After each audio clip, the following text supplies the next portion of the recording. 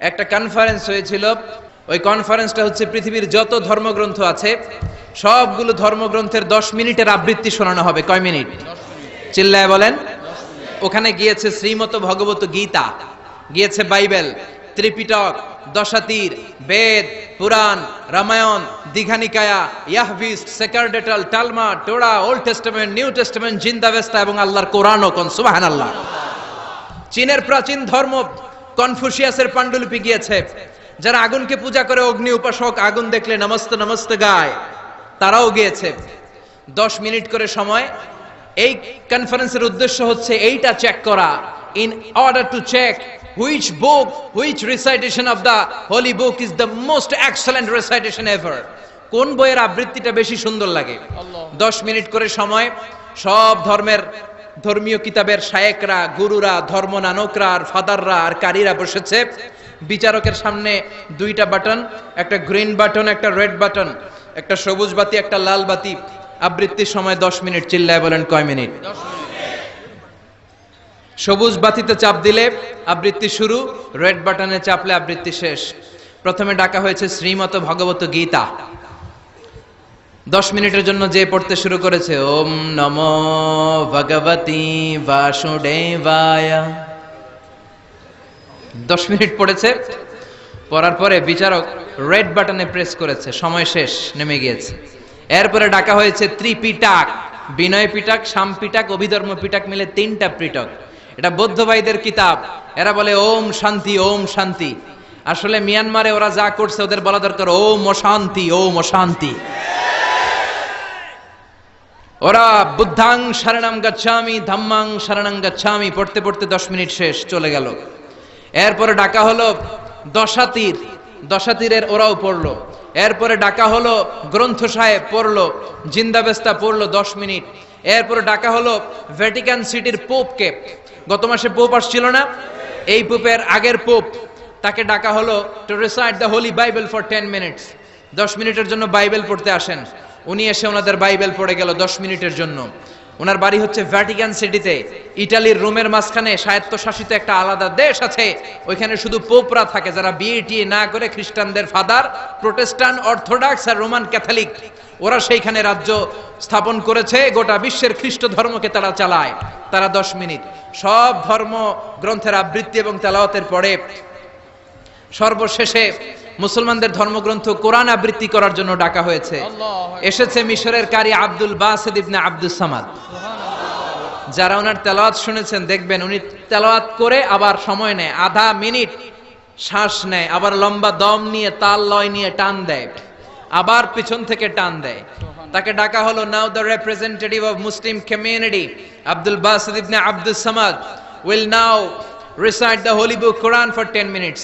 মিশর থেকে আসা মুসলিম জাতির প্রতিনিধি তাদের ধর্মগ্রন্থ কোরআন নিয়ে এবার 10 মিনিট তেলাওয়াত করবে। কয় মিনিট? 10 মিনিট। উনি দাড়ি রাখেন না, ক্লিন শেভ, পাতলা একটা চাদর আর জুব্বা পরে চলে এসেছে মাইকের সামনে।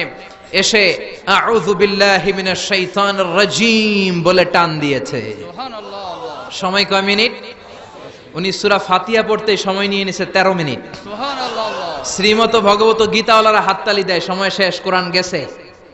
কিন্তু কি আজীব তামাশা, বিচারক তো লালবাতি চাপে না। বিচারককে লালবাতি চাপার বিষয়টা ভুলিয়ে দিয়েছে কে? আল্লাহ। কেউ যেটা পারে না সেটা পারে কে? আল্লাহ। আব্দুল বাসিত কয় এই তো সুযোগ, আল্লাহু আকবার, পাইছি আমি। বিচারক যেহেতু লালবাতি চাপে না, আমি আরেকটা সূরা ধরি। উনি কোরআনের সবচেয়ে সুন্দর সূরা, সূরা আর রহমান তেলাওয়াত শুরু করলেন। উনি উনার গলায় আল্লাহ যত সুর দিয়েছিলেন সব সুর, দরদ, আদর ঢেলে দিয়ে সুরের ঝংকার তুলে পুরো কনফারেন্সকে মাতিয়ে দিলেন। 15 মিনিট হয়ে যায়, বিচারক লালবাতি চাপে না। 20 মিনিট, 25 মিনিট, 30 মিনিট হয়ে যায়, লালবাতি চাপে না। এদিকে অর্গানাইজিং কমিটির প্রধান চেয়ার থেকে উঠে এসে বিচারকের গায়ে ধাক্কা দিয়ে বলে, এই man, what's the hell are you doing here? What's wrong with you? Why aren't you pressing the red button? লাল বাতি চাপুস না কেন? ওরে ধাক্কা দেওয়ার পরে বিচারক ভূত দেখার মতো চমকে উঠছে। কি? আল্লাহ। হ্যাঁ, লাল বাতি। আল্লাহ।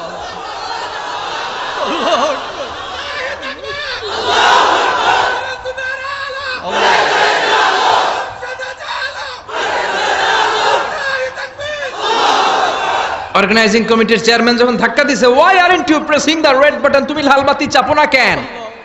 ভিমড়ি খেয়ে ওর সালাপ দিয়ে কি, হ্যাঁ লাল বাতি, নীল বাতি, কোন বাতি, কোন বাতি? হুশ নাই, ওর হুশ নিয়ে গেছে কে? আবার যখন আব্দুল বাসিদের তেলাওয়াতের দিকে তাকায় আবার বেহুশ।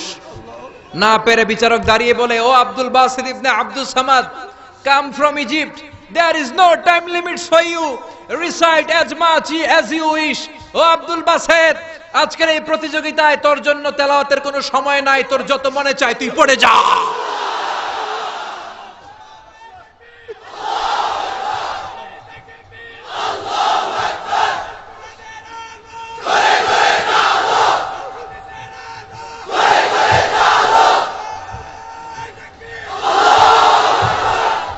চল্লিশ মিনিট সময় ধরে গোটা মুসলিম বিশ্বের অহংকার, মিশরের সবচেয়ে বড় কারি Abdul Basid ibn Abdul Samad গলার সব দরদার সুর উজাড় করে কনফারেন্স রুমে সূরা আর রহমান তেলাওয়াত করলেন।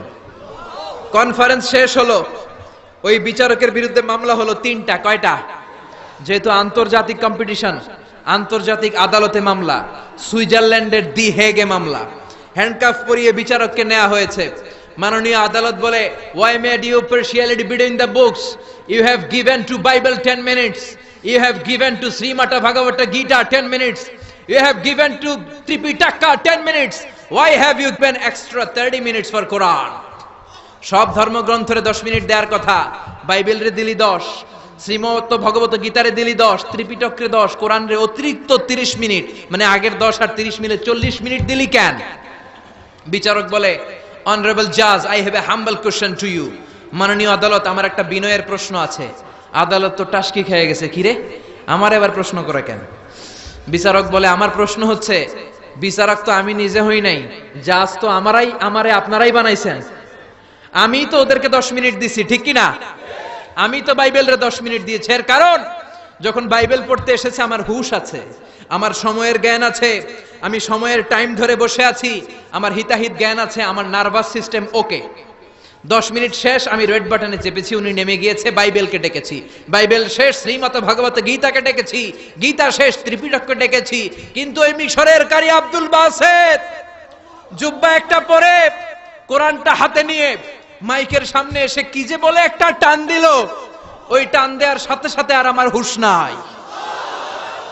আমি কি সাগরের উপর, নাকি মহাশূন্যে, নাকি জমিনের অতল গহ্বরে? আমি কোথায় বসে আছি, আমি কোথায় দাঁড়িয়ে আছি, আমি নিজেই জানি না। আমার সময়ের কোনো জ্ঞান নাই, আমার হিতাহিত বুদ্ধি নাই, আমার নার্ভাস সিস্টেম ফল ডাউন করেছে, আমার শরীরে ভাইব্রেশন শুরু হয়েছে, কাঁপুনি শুরু হয়েছে।